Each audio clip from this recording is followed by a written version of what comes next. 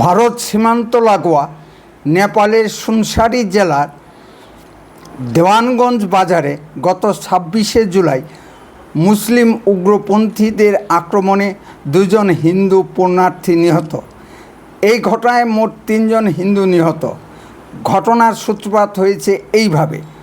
এটা শ্রাবণ মাস চলছে, দেবাদিদেব মহাদেবের মাথায় জল ঢালার মরশুম চলছে। উচ্চ স্বরে ডিজে বাজাতে বাজাতে পুণ্যার্থীরা দেবাদিদেবের মাথায় জল ঢালতে যায়। এটাই হিন্দুদের সাধারণ রেওয়াজ। এরকম হাজার হাজার পুণ্যার্থীদের বাড়ির সামনে রাস্তা দিয়ে যেতে দেখি। আমারও ইচ্ছা হয়, কিন্তু অসম্ভব ভিড়ের কারণে যেতে ভয় পাই। এবার আবার মাননীয় মুখ্যমন্ত্রীর অনুপ্রেরণায় জল্পেশ ও তারকেশ্বরে পুণ্যার্থীদের মাথায় হেলিকপ্টার থেকে পুষ্পবর্ষণের ব্যবস্থা করা হয়েছে। পৃথিবীর সবচেয়ে বড় জল ঢালার ব্যবস্থা আছে নেপালের পশুপতিনাথ মন্দিরে।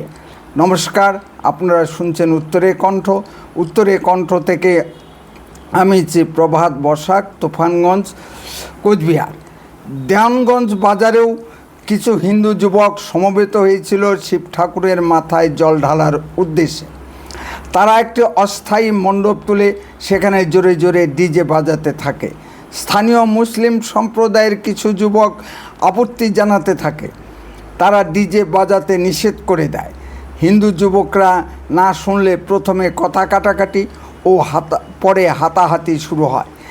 এর মধ্যেই হাজার হাজার মুসলিমরা সংগঠিতভাবে যোগ দেয় এবং ঘটনাটি সাম্প্রদায়িক দাঙ্গার রূপ নেয়। নেপালের সাম্প্রদায়িক দাঙ্গা মিথ্যা বা লুকানো কোনো ঘটনা নয়, এর চর্চা হতেই পারে।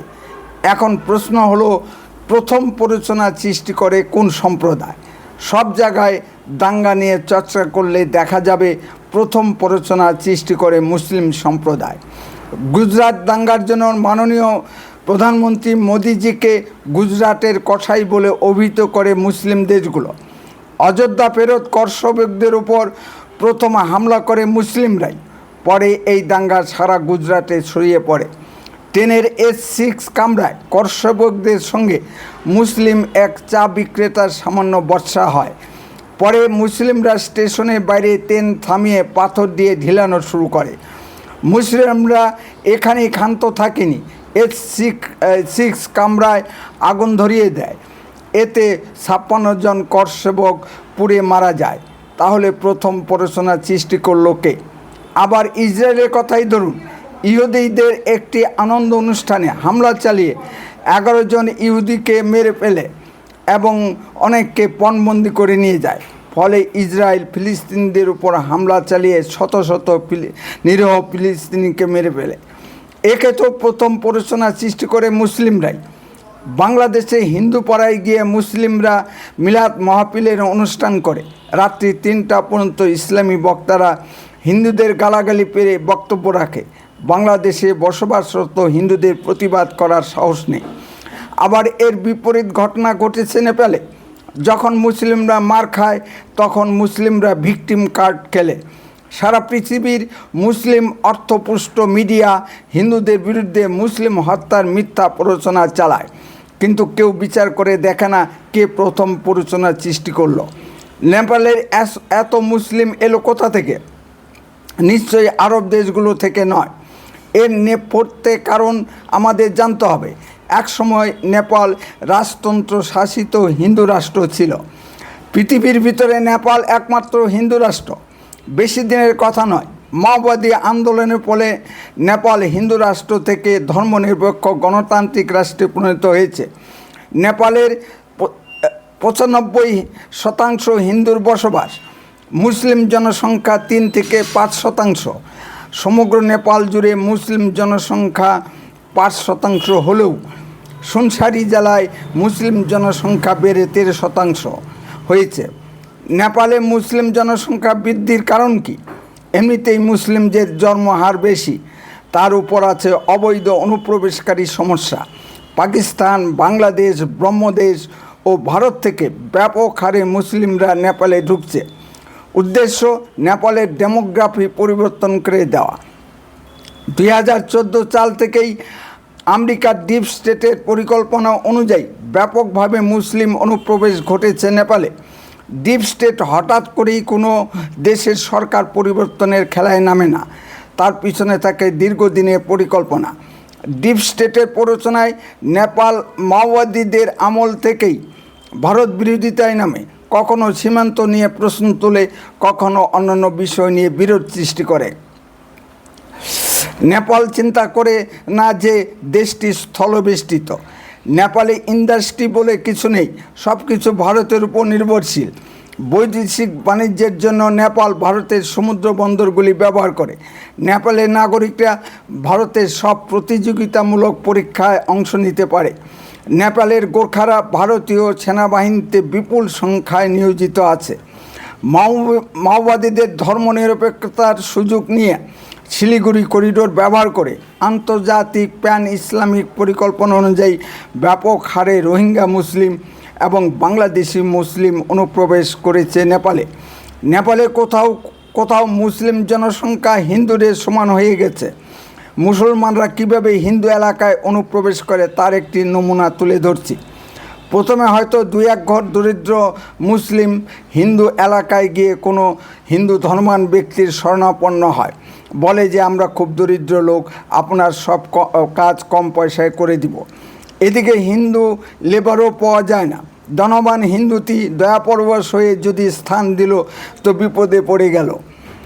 স্থান পাওয়ার সঙ্গে সঙ্গে আরও 10 ঘর মুসলিমকে ডেকে নিয়ে আসবে। এখন মুসলিমদের নামাজ পড়ার জন্য মসজিদ চাই। ধনবান হিন্দুটি হয়তো আগত মুসলিমদের নামাজ পড়ার জন্য মসজিদ নির্মাণ করে দিল, কারণ হিন্দুরা সব ধর্মকেই সমান মর্যাদা দেয়। ইতিমধ্যেই মুসলিমদের সংখ্যা 100 ঘর হয়ে গেছে।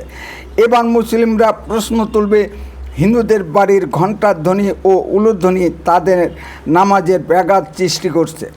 প্রথমে কথার মধ্যে সীমাবদ্ধ থাকবে, পরে যখন মুসলিম জনসংখ্যা আরও বেড়ে যাবে তখন বিরোধিতা আর কথার মধ্যে সীমাবদ্ধ থাকবে না। তখন মুসলিমরা বল প্রয়োগ করতে শুরু করবে। এই কারণে মালদা মুর্শিদাবাদে হিন্দু মহিলারা শাঁখা সিঁদুর পলা পড়তে পারে না, সন্ধ্যায় তুলসী তলায় কাসর ঘণ্টা সহ উলুধ্বনি দিতে পারে না। বাংলাদেশের কথা না বলাই ভালো।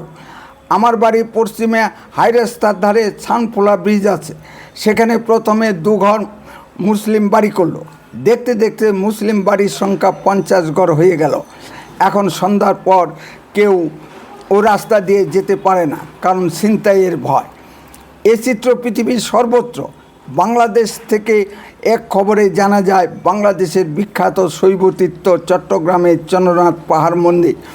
শ্রাবণ মাসে সারা দেশ থেকে অসংখ্য ভক্ত ওই পাহাড়ের শিব মন্দিরে শিবের মাথায় জল ঢালতে যায়।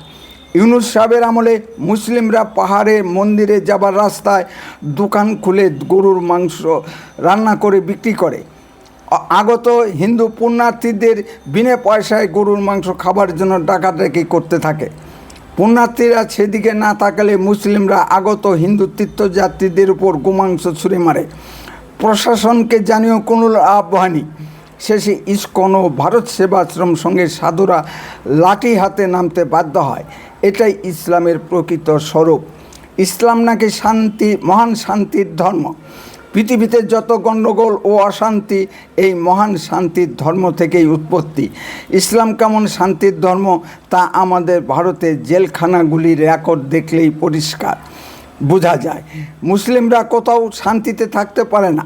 মুসলিম দেশগুলোর মধ্যে যুদ্ধ বিগ্রহ ও সমাজে অশান্তি নিত্যনৈমিত্তিক ব্যাপার। যেমন ধরুন পাকিস্তান, আফগানিস্তান, ইরান, ইরাক ও আরব ইরাক দ্বন্দ্ব সবসময় লেগেই আছে। পৃথিবীর ভিতরে মুসলিমরা সবচেয়ে বেশি নিরাপদে আছে ভারতে।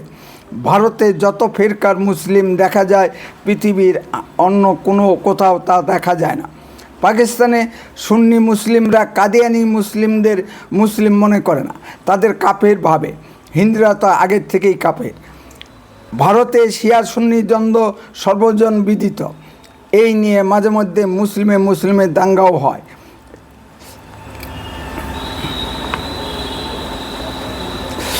বাংলাদেশে মাঝে মাঝেই দেখি ইসলাম নিয়ে এক হুজুরের বক্তব্যের সঙ্গে আর এক হুজুরের বক্তব্য মিলে না, এই নিয়ে মারপিটও হয়।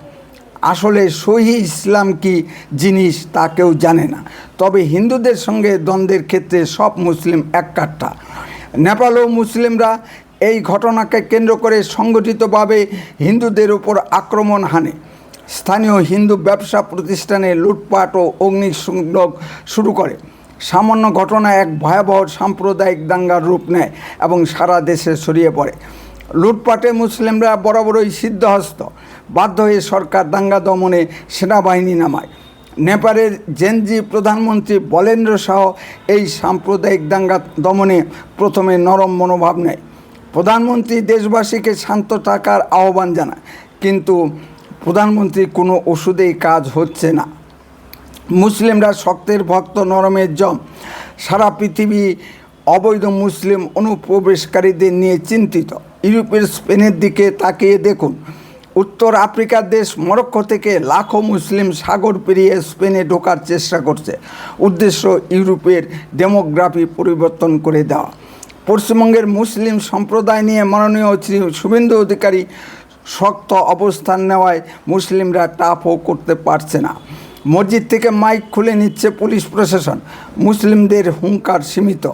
নেপালে হিন্দু সামাজিক ও অন্যান্য সংগঠনগুলি একযোগে নেপালে অবৈধভাবে ঢোকা অনুপ্রবেশকারীদের চিহ্নিত করে অবিলম্বে বহিষ্কারের বা নেপাল থেকে বের করার দাবি জানাতে থাকে।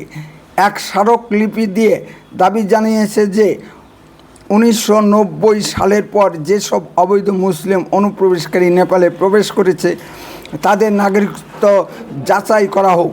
নেপালের জনগণের কিছু অংশ আরও এক ধাপ এগিয়ে গিয়ে পুনরায় রাজতন্ত্র ফিরিয়ে আনার দাবি তুলেছে। তারা মনে করে রাজার আমলেই হিন্দুরা নিরাপদে ছিল। ভারত থেকে কিছু মুসলিম অবৈধ কার্যকলাপের দায়ে অভিযুক্ত হয়ে নেপালে গিয়ে হিন্দু হিসেবে বসবাস করতে থাকে। ধর্মনিরপেক্ষতার সুযোগে তারা সমর্থি ধারণ করে। তার ফলে হঠাৎ করেই নেপালে মুসলিম জনসংখ্যা বেড়ে যায়। নেপাল থেকে শিক্ষা নিয়ে ভারতকেও মুসলিমদের গতিবিধি নিয়ে সতর্ক থাকা প্রয়োজন। ইসলাম নিয়ে সারা পৃথিবী জুড়েই প্রশ্ন উঠে গেছে, যার উত্তর ইসলামী চিন্তাবিদরা দিতে ব্যর্থ। ফলে লাখো মানুষ ইসলাম ত্যাগ করছে। শিক্ষিত মুসলিম মেয়েরা আর মুসলিম পুরুষদের বিবাহ করতে চাইছে না। মুসলিম সমাজে 3 তালাক ও প্রথা ও বহু বিবাহের কারণে মুসলিম মহিলাদের সামাজিক নিরাপত্তা বিঘ্নিত। ইদানিং বহু ঘটনা আমরা চোখের সামনে দেখতে পাচ্ছি। যদি আপনাদের কিছু বলার থাকে কমেন্টে বলুন, আর লক্ষ্য রাখুন উত্তরে কণ্ঠের পর্দায়। অনুগ্রহ করে চ্যানেলটিকে সাবস্ক্রাইব করে পাশে থাকুন। বন্দে মাতরম। ভারত মাতা কি জয়।